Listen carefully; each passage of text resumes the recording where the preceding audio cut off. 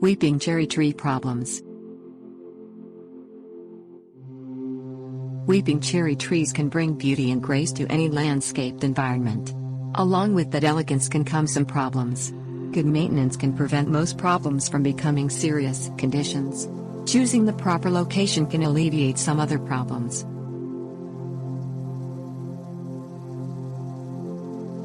Insects.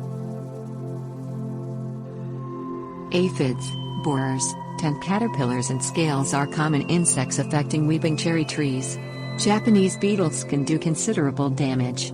Some cause damage that is merely cosmetic while others cause health issues. Diseases. Powdery mildew, black knot, leaf spot and twig cankers are among the more common diseases to watch for in weeping cherry trees.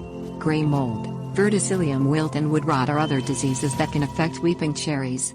Loss of leaves can be severe if diseases become serious, which can further stress the tree. Environmental.